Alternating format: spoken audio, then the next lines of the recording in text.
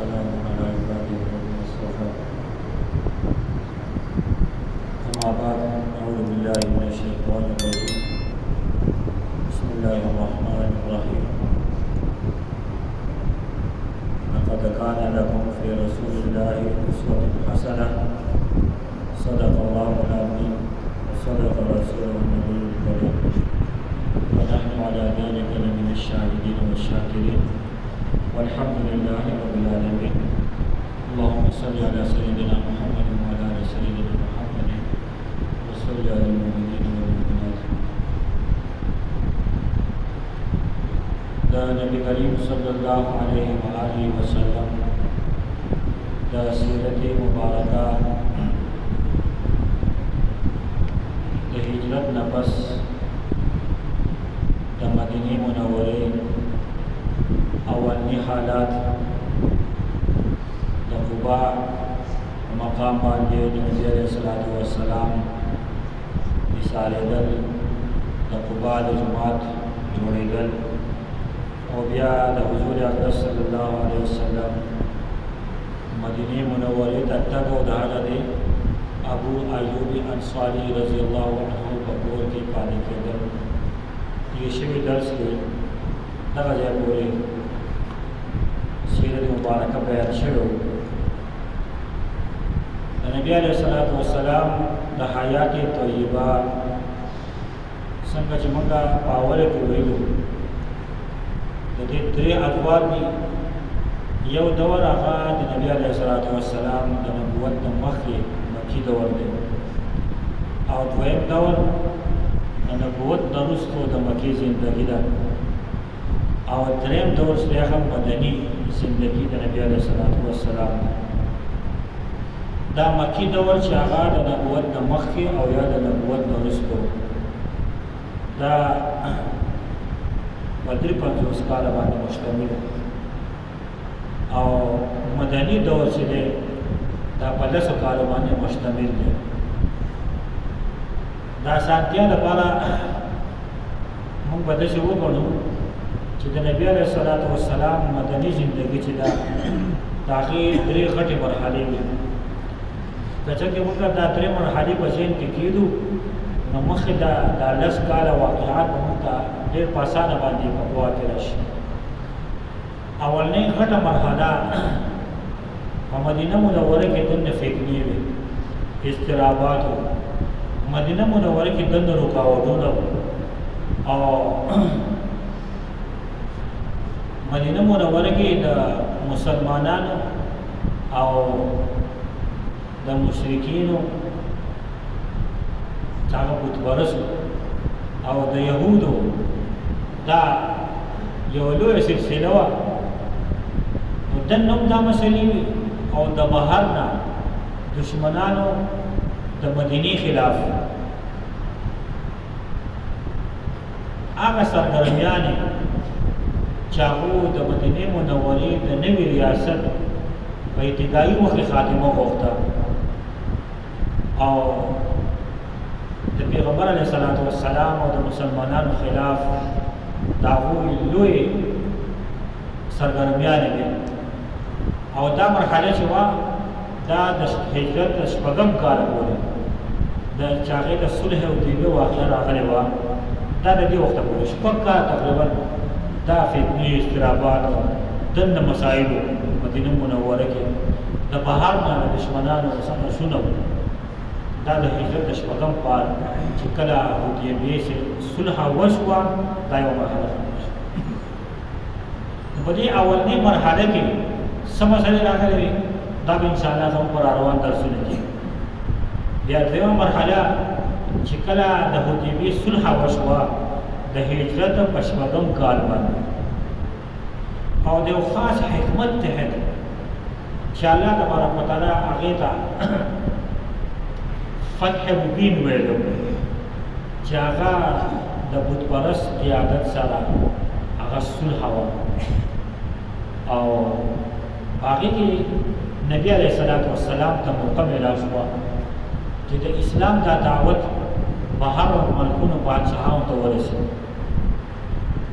او دا مرحله چې وه دا 2 کاله چلېدلې وه رمضان مبارک میاشت وه او د هجرت اتم کال و چې کله مکه مکرمه فتح شوه نو په دویمه مرحله کې د شپږم کال د هجرت نه واخله د اتم کال د هجرت پورې څه واقعات دا جدا مرحله ده بیا دریمه مرحله چې وه چې هغه د فتح مکې نه وروسته مکه چې کله فتح شوه د هغې نه پس دا 15 کاله باندې محیط دی 2 کاله باندې د مکې د فتح نه پس اسلام ته رجوع د الله تبارک وتعالی په دین کې خلک فوج در فوج ګروپونه لوی قافلې ورأيت الناس يدخلون في دين الله أفواجا هذا مرحله او بیا په دغه مرحله کې مدینې ته د قومونو د قبایلو وفود راتلل نبی علیہ السلام سره خبرې اترې صلح یا د هغه قبیلې ایمان تفصیلا ان شاء الله به او دا دریمه مرحله چې وه دا د ربیع الاول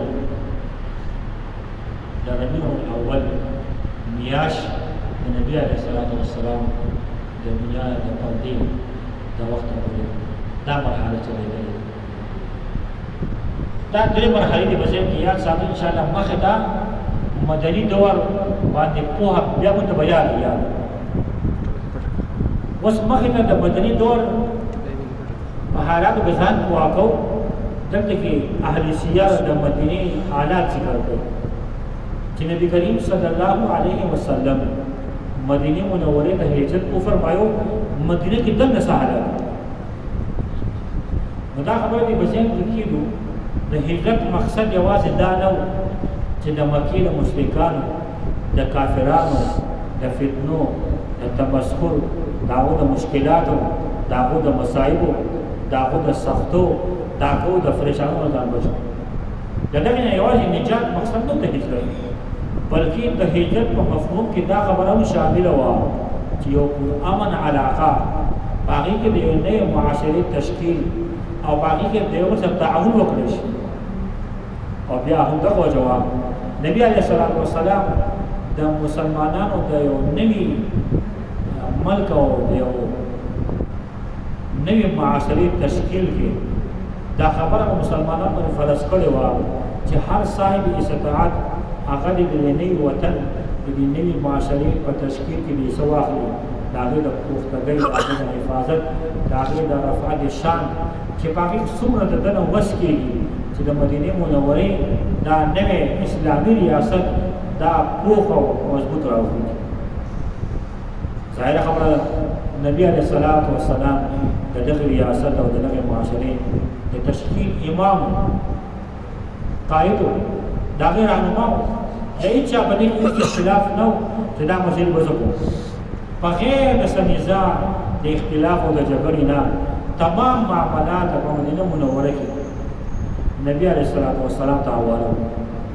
فیصلې به نبي کریم صلی الله علیه وسلم فرمایي خو په دې مدینه منوره کې نبی علیه السلام د دریو قومو سره واسطه وه په مکه کې خو داسې وه چې صرف مسلمانان او کافران او مسلمانان اگر که کلمه یې ووه لیکن مسلمانان په جدا جدا کورونو کې تقسیم څوک د یو ځای څوک د بل ځای څوک د یو قبیلې څوک د بلې قبیلې څوک د یو خاندان څوک د بل خاندان د چا ځای لري د چا نږدې و خو مدینه منوره کې نبی علیه السلام واسطه چې وخت د دریو قومونو سره چې په هغې کې د هر یو حالت د بل نه جدا دي مونږ ته پته ولګي چې نبی علیه السلام واقعي د الله تبارک وتعالی پیغمبر او الله رب العالمین څومره حکمت او پوهه حضور اقدس صلی الله علیه وسلم ته ورکړې دغه دریو قومونو کې د هر مخصوص مسایل په بل کې هغه نه و هر یو د بل نه جدا و لکه ګوره یو جماعت د صحابه جماعت پاک صاف ممتاز جماعت خالص د الله په نوم باندې د الله په دین باندې مس خلک راغلي صحابه کرام کې بیا دوه قسمه خلک یو مهاجر چې هغه د مکې مکرمې نه راتلل یو انصار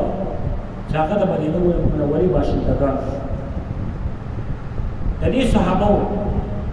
دلته کې اگر که خاندانونه جدا وو لیکن د دوی یو سره هغه همدردیانې هغه تعلق دومره نږدې شو چې هغه د خپلوانو وزار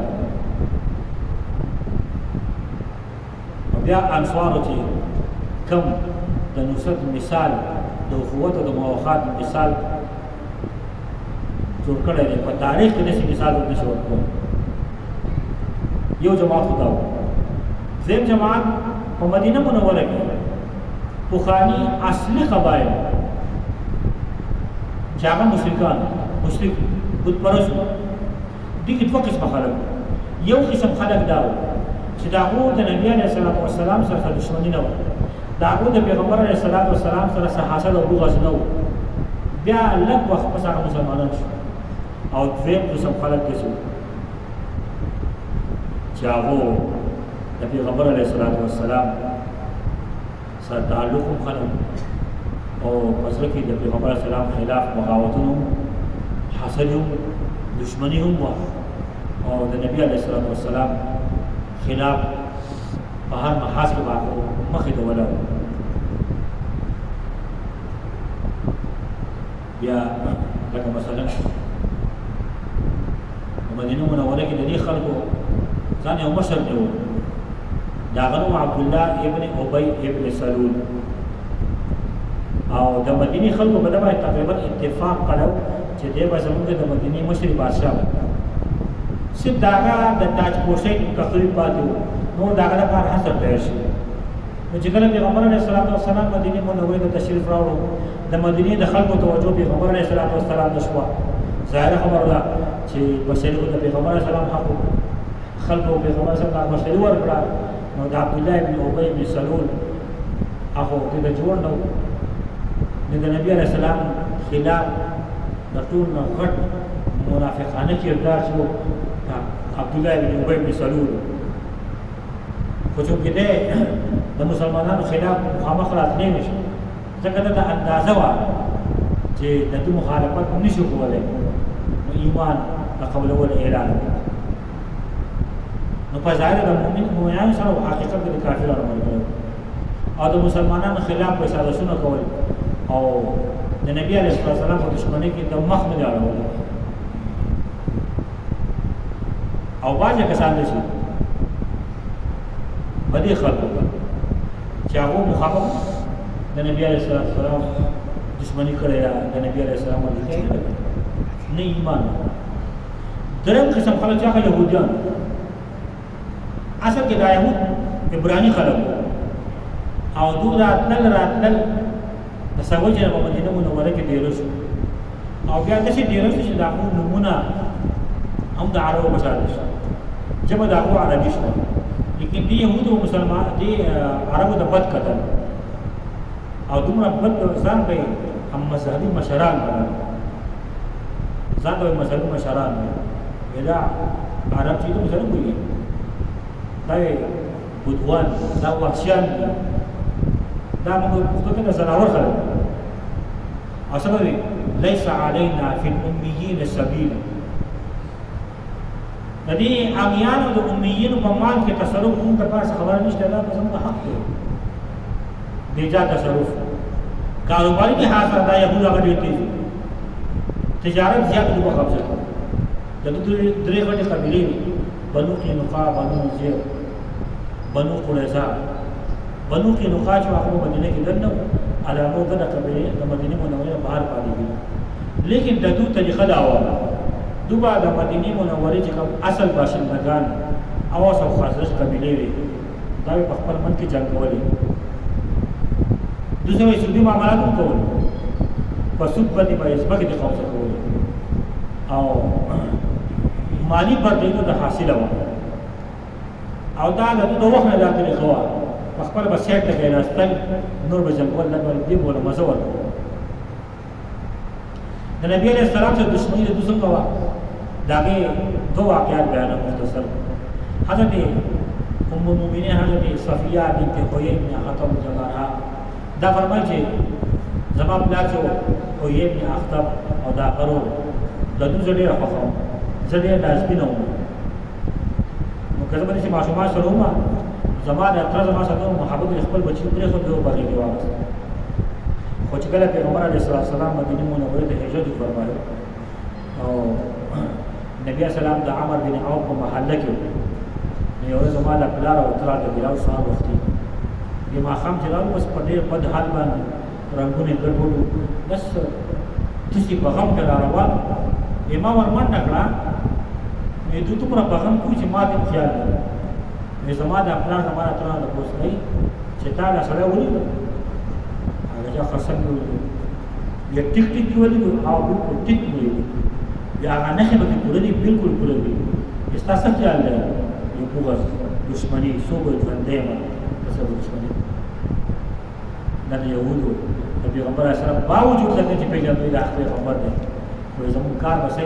زموږ د دې مذهبي بشري اخلي دا څه ده یا عبد الله بن سلام رضی الله عنه واقعا مشهور ده چې کله نبی کریم صلی الله علیه وسلم د شیخ مدینه منوره راو عبد الله بن سلام رضی الله تعالی عنه پیغمبر صلی الله علیه وسلم ملاقات اولنی ملاقات کې هذا وجه ليس بكذاب دا مخه د روزه څخه د ایمان دی دا يهودي عالم خو دې بیا په دې یاره کې کسا په داسې حال کې خپل قوم ته واپس شم کې دې چې ما ته خو ډېر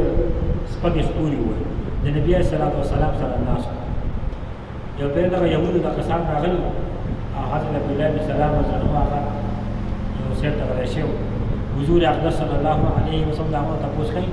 و استاد عبد الله بن سلام مبارک څه خیال دی دا خو ډېر عزتمن دی دا پلار عزتمن موږ مشر دی ډېر خيار دی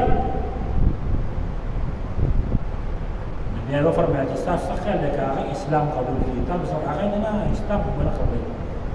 اسلام نشي قبولولی نو حضرت عبد الله بن سلام بابو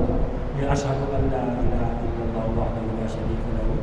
واشهد ان محمدا عبده ورسوله دا وارد بهذا شرنا دا ډېر بدتر دی دا پلارم دی شری بدتر حضور اقدس صلی الله علیه وسلم چې لږ وخت مخکې خو تاسو د صفت کوو بس ایمان قبول کو بس تاسو د دشمني کوئ د نبی علیه السلام په مدینه منوره کې د درې قسمه قومونو سره واسطه وه او د اسلامي معاصرې تشکیل کې د دې دا درې واړه قومونه نبی علیه السلام ځان سره روان کړل او د اسلام یو مضبوط ریاست بنیاد پیغمبر علیه السلام کې او د هغې لپاره اقدامات څه وشو انشاءالله العزیز دا به موږ روان دروسو کې انشاءالله العزیز بیان شي واخر دعوانا الحمد لله رب العالمين اللهم صل على سيدنا محمد وعلى ال سيدنا محمد وصل على المؤمنين اللهم ربنا اتنا في الدنيا حسنه ربنا تقبل منا انك انت السميع العليم وتب علينا انك انت التواب الرحيم وصلى الله تعالى على خير خلقه محمد وعلى اله وصحبه